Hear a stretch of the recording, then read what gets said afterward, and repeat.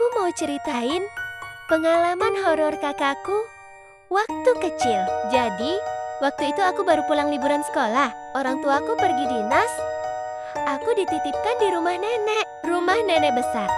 Kalau malam semua jadi gelap dan sunyi. Di rumah itu ada satu tempat yang katanya tidak boleh dibuka, yaitu loteng di atas tangga belakang. Nenek selalu bilang, jangan naik loteng itu, karena sudah tidak pernah dibersihkan. Aku iyain, hehe.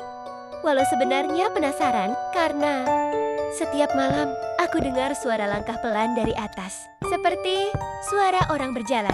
Malam pertama, aku tidak bisa tidur. Aku pikir cuma suara tikus, tapi suara itu terdengar lagi malam kedua. Dan anehnya, seperti ada suara yang diseret pelan di lantai. Aku cerita ke nenek, tapi nenek cuma senyum dan bilang, mungkin itu kayu tua. Tapi aku tidak yakin, karena malam ketiga, aku dengar suara seperti anak kecil tertawa pelan dari atas.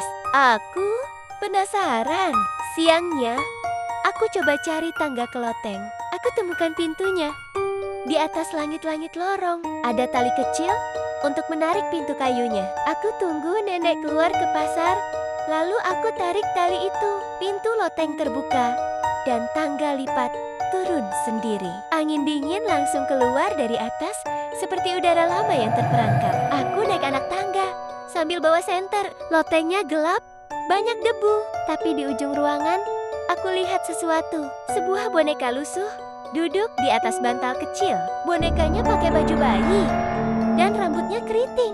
Aku mendekat, dan tiba-tiba lampu senternya mati. Di saat gelap itu, aku dengar suara berbisik, "Ayo main sama aku." Aku langsung turun secepatnya.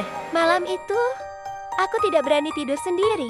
Aku minta tidur di kamar nenek. Besok paginya, aku tanya ke nenek, siapa yang tinggal di loteng? Nenek terdiam lama, lalu bilang dulu, nenek punya anak perempuan, namanya Lia. Lia suka bermain boneka dan sering naik ke loteng. Tapi suatu hari, Lia hilang saat bermain di sana dan tidak pernah ditemukan sampai sekarang. Katanya, boneka itu adalah boneka kesayangan Lia. Dan sejak kejadian itu, pintu loteng selalu dikunci. Aku langsung gemetar karena suara yang aku dengar semalam adalah suara anak kecil.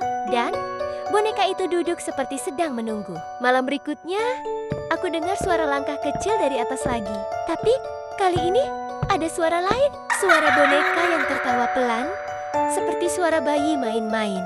Aku tutup telinga pakai bantal dan pura-pura tidur. Tapi lampu kamar berkedip dan pintu lemari terbuka sendiri. Aku tidak tahu itu mimpi atau nyata. Tapi saat aku bangun, ada jejak kaki kecil dari debu yang mengarah ke tempat tidurku.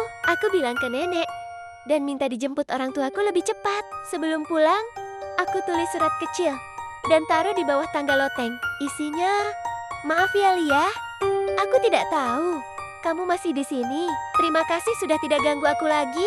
Sejak itu aku tidak pernah menginap lagi di rumah nenek. Tapi setiap aku lewat depan rumah itu, aku selalu melihat ke arah atas. Di jendela kecil loteng, aku lihat bayangan kecil seperti anak perempuan sedang duduk memeluk bonekanya.